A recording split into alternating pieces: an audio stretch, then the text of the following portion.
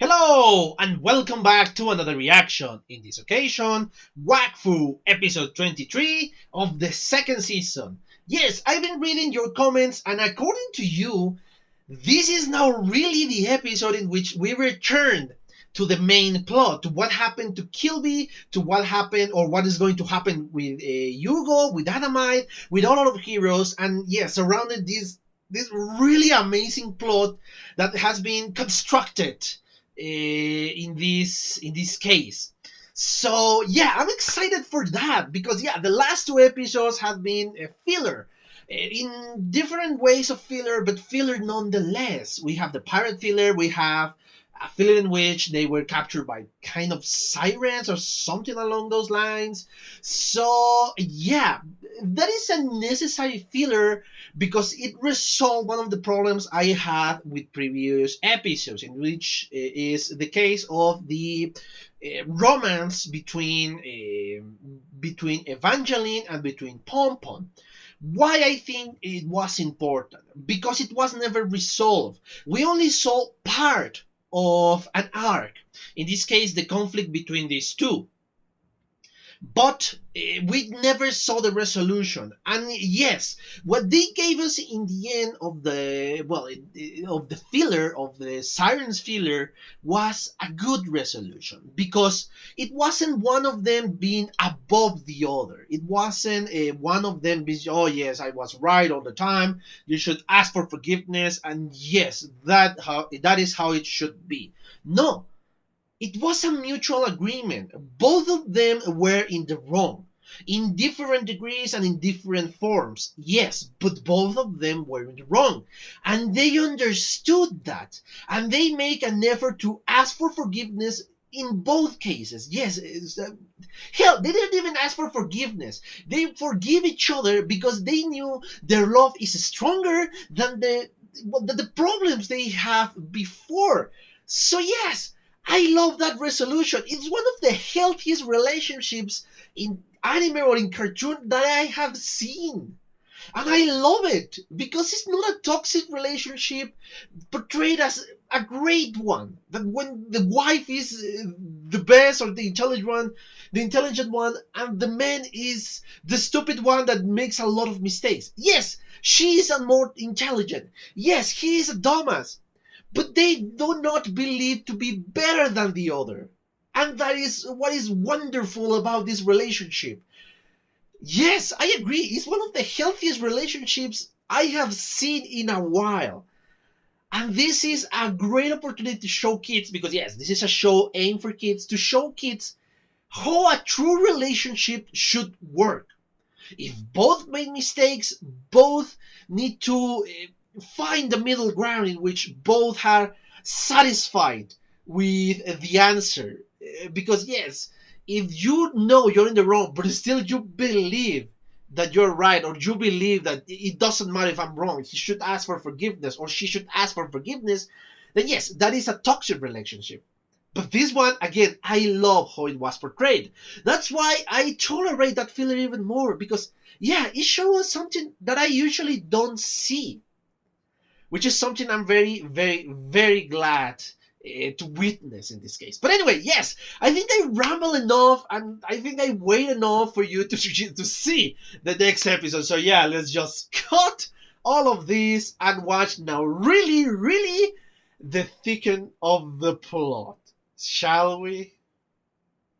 Okay, I'm back. I just watched a second time the 23rd episode of the series, of the second season, of course. Yeah, this is when things escalate very fast, and yeah, it's awesome. It's awesome the way this looks, because we start, of course, again in the realm of the Shushos, when everything is barren and everything has been destroyed for obvious reasons. Because yeah, the Shushos enjoy the destruction, and of course we saw a couple of demons hurrying up to the kind of Colosseum, because a portal to the realm of the 12 is being open. Thanks to the help of course, Kilby. This is, of course, something that is been happening while the other stuff or the other part of the episode is coming or is well happening. Yeah, it's kind of in the same time, I guess. Yeah, we saw of course how Kilby is kind of annoyed by the rest of the demons because yes, he really doesn't care about them. He doesn't care what happened to them or what is going to happen to them because in the end, the only thing he wants is the Wakfu of this world. So yeah, he's just opening because yeah, that's it, and he's kind of disguising his material moves behind the fact that it's just a revenge against Phaeris. Of course, we know that is not the case. And this is when we discovered something that happened to Adamite, something awful. Yeah, Anathar took possession of Adamite. It looks kind of weird. It looks very weird. Anathar in the body of Adamai. Yes, it's unsettling, which is something obviously they wanted to make you feel uncomfortable with the sight of Adamai being this hideous monster, this abomination that we saw in this moment.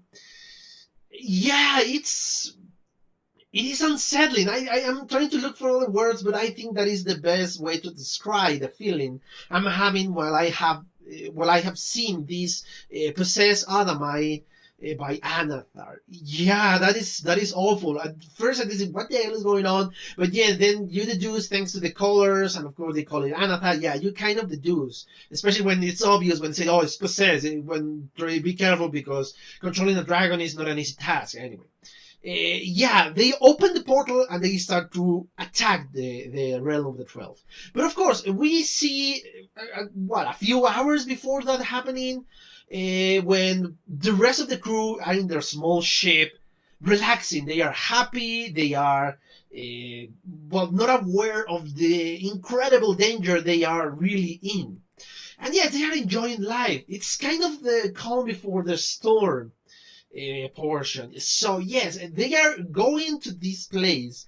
They are going to this awful place, even without the shushos, and they are completely unaware of the fact. So this is a really dangerous portion for the episode for our heroes. So they are still unaware. They start to hear the cannons being shot in the distance. Very powerful cannons, or a lot of cannons, according to the captain of the ship, because yes, you can hear that from miles, well, kilometers is what he said. But yes, and that's when we discover a new kingdom, or at least a new kingdom for me. I am still not relating it to any of the other that you mentioned before. Perhaps it's one. I am still not sure of that. These guys have submarines, something I wasn't expecting to see in this series. But good lord, those looks awesome. Yes, the main submarine that looks like a whale, it looks pretty freaking cool, but the rest of the submarines, good, they look pretty amazing too. And that's when we meet a new character, a prince. The prince, give me a second. Adale. I think it's Adale or Adale. I'm not entirely sure.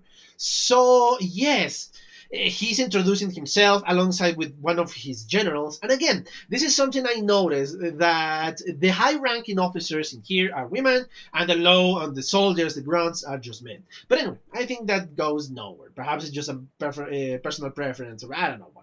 I don't know why did I bring it, it just caught my attention. But anyway, Yugo kind of get too close to the prince, and of course everybody is in arms because yes, it's dangerous for somebody else to be close to the prince, so they need to protect him. But Yugo just wants to know what the hell is going on, just alongside with the rest of us. I wasn't completely sure in the first viewing. As you saw, I was utterly confused as to why they were attacking until, of course, it was explained.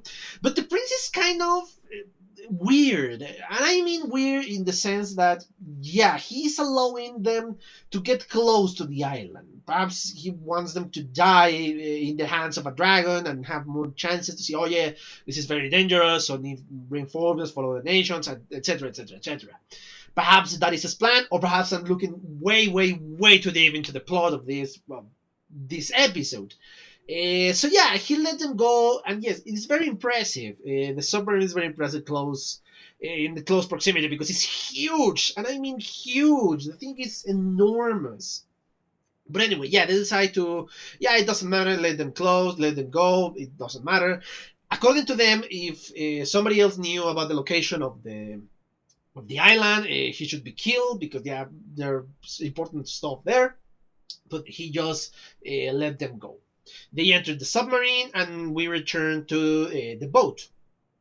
Um, Hugo is trying to go alone because he doesn't want to suffer the same as last time when Razor was well killed, not was killed, killed Pom Pom. Of course, all the feelings that he has, he wants to protect his friends, but of course, his friends doesn't want that. They want to go with him to help him to achieve his goal and to, of course, well, they want to help him in his adventure. Every one of them, all of the friends, especially the ones that belong to the Brotherhood of Tofu, alongside with Cleophea, of course. But technically, I think she is. But anyway, all of them say their own reasoning because, of course, Pompon wants to fight, Evangeline wants to protect Hugo and the rest, and they're not going to abandon them.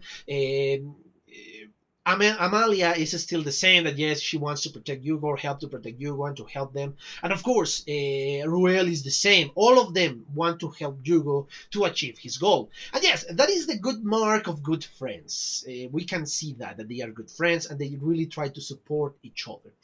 But of course, Hugo had other intentions, other plan. Even though he kind of misguided him to say, okay, yes, you're right, you're going to help me, it doesn't matter what. So yes, it's a very deceiving plan from Hugo. It's because later on we figure out that Hugo just break part of the boat, so he can no longer move in the sea, and he invade one of the submarines. He hide from the submarines. Well, he hide from the soldiers in the submarines, and we witness another attack. We witness an attack of the dragon. Of course, Hugo is been crawling towards all the ventilations inside of the submarine, and unfortunately, he witnessed the attack. He witnessed the terrible attack against one of his brothers, let's say. So yeah, he's very close to the dragon now that he knows his real origin.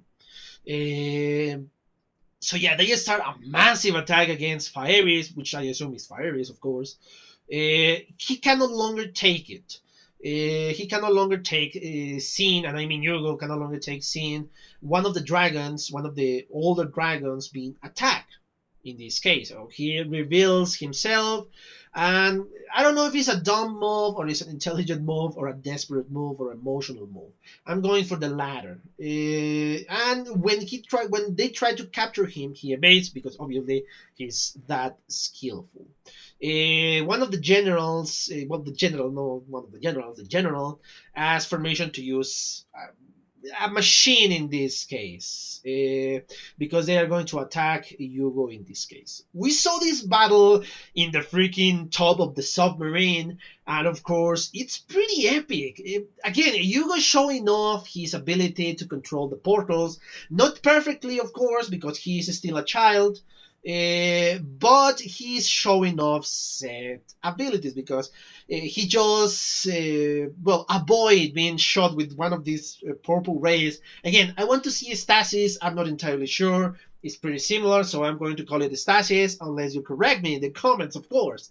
Yeah, it's attack, but he throws a ray to another direction and destroy one of the other smaller submarines. And yes, once the other machines start to attack Yogo more directly with the fists, Pom Pom came to the rescue in his kind of, I don't want to say possessed because he's not possessed, he's collaborative, well, form, and he just sent away the freaking robot. And yeah, it's very funny because I love the way it is portrayed, how everybody is kind of angry and sad in the kind of caricature way. But of course, Pom Pom take action, fuse with Rubilax, and arrive to the submarine to help Hugo. It's a very cute cartoon, very funny, but I love the contrast again. Because after this, cute little moment, cute little interpretation of the story is kind of angry because, yes, how dare you to get away from us and get into a battle and not take me with you? I want to fight. That is in my nature. So, yes, uh, we saw this and we saw another huge ass cannon that is going to take a lot more power, but of course it's going to be a lot more damaging towards the dragon. It really succeeds because he destroyed the barrier that the dragon created, in this case Phaeris, and it threw him towards the island. It's a very terrible thing because, yes, that's a lot of power. To take down a dragon, that requires a lot of power. Something we haven't seen from, even I think it was Nox the last time we saw something similar of this. Of course, Nox is just Nox and 4 or 3 other guys. This is a complete army against a dragon. But this wasn't enough to, of course, destroy Phaeris. We saw again the fight, the robot returns, it wasn't enough to destroy it, but now with more allies. But these allies are very weak. Pompon just deal with them that they were nothing. They just destroy them. And of course, in the end, they run away. Because, yeah, there wasn't much to do. Unfortunately for Pompon, the general is pretty strong, or at least the robot of the general is pretty strong. He dealt with Pompon relatively easy, just pushing him away towards the island, and yeah, at least he's in the island now. But we saw Phaeris again in a transformation. He's going to transform back into his original form, his dragon form, and good lord, it looks so freaking awesome. I love the way Phaeris looks in this scene. It's just amazing. Yeah, Gurgle looks cool in his dragon form, but he looks old. Phaeris looks pretty freaking awesome, and he doesn't look that old. He looks like a younger dragon, and a very powerful one. So yeah, he transforms and decides to attack again in his true form. And once he receives the full force of the cannon again, of this giant cannon, it doesn't affect him that much. He was joking like a champ and did nothing to him. Seriously nothing. He transformed back into the humanoid form once he saw Hugo. He kind of knew that he was an heliotrope, and he rescued him, and he put him in the air alongside with him. And this is when when everything went to complete hell. I don't want to say literally, but yeah, literally into hell. Because, yeah, Phaeris is in the air alongside with Hugo. Rubilax and Pompon are in the ground of the island. And of course, Rubilax is kind of scared now because, good lord, something else is happening. And yeah, Phaeris, oh, don't worry, we're going to get there in time. We're going to fight again. That wasn't what worried Rubilax. No. The portal was complete, and now the demons were entering into this realm. And we saw a huge amount of demons in this gigantic portal open in the sky. That is, yeah, terrifying, but exciting at the same time. Because, yeah, now we're going to see the demons fighting against Phaeris, and perhaps the army fighting against the demons, because, yes, this is a bigger threat than before. And we saw the huge size of Rusho. Good lord, that guy is immense.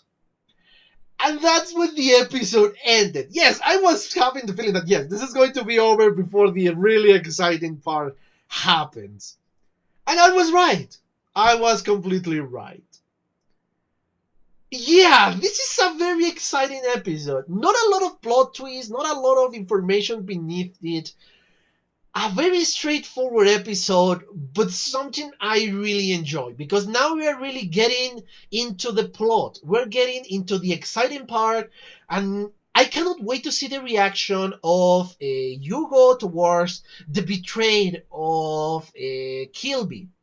Because yes, we kind of see the reaction with him seeing Adamai in this monstrous form with the fusion of well, no, not fusion, the possession of Anathar. So yes, we're going to see something interesting here in the side of the emotional side, because yes, we kind of have to deal with what is going on in the mind of Hugo and the rest. And in the action side, because yes, now we're going to see an adult Eliatrop fighting against a young Eliatrop, because my guess is Phaeris is going to be fighting against the demons, against Rusho, which is going to be freaking amazing. So yeah, everything is exciting in this moment for the episode. Something else I need to say, again, I think this is, or I thought it was stasis, the energy of the cannons and all of that. But apparently this is coming from crystals of minerals inside the island. And that's why this army is trying to get into the island and to defeat the dragon. Because he is stopping them from gaining their resources.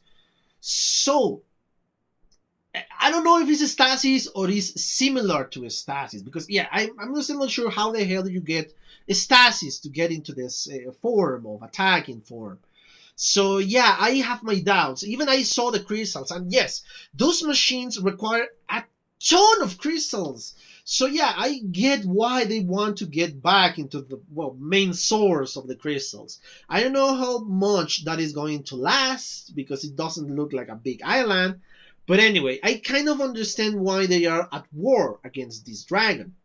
My guess, the dragon is trying to protect the egg, and he cannot abandon the egg and cannot move the egg from that place. Perhaps if he move it, something is going to happen. I'm still not sure why. So yeah, the information we're given here is kind of satisfactory, but of course I want to know a lot, and I mean a lot more, because yes, at the beginning I was completely confused. I did not understand why they were at war against Phaeris. Now I understand a little bit better. But yeah, I want to know what the hell is going to happen next. So yeah, there is not much in my commentary, because yes, there is not much to analyze. It's just a pretty straightforward episode, as I said before. But anyway, yeah, I hope you enjoyed this commentary. I hope you enjoyed this reaction. And the only thing I have to say is thank you for your comments, thank you for your likes, your views, and your subscriptions. Okay, I hope you enjoyed that video, and yes, thank you so much for your attention, guys. And as always, if you want to leave a comment, that will help me a lot more. If you want to give me a like, that will help me even more to get on the top of the recommendation for YouTube. And if you want to share this video, that will help me even more. So yeah, thank you so much, guys. Thank you so much, guys, for your attention. I hope you enjoyed the video, and yeah, see you in the next one. Bye.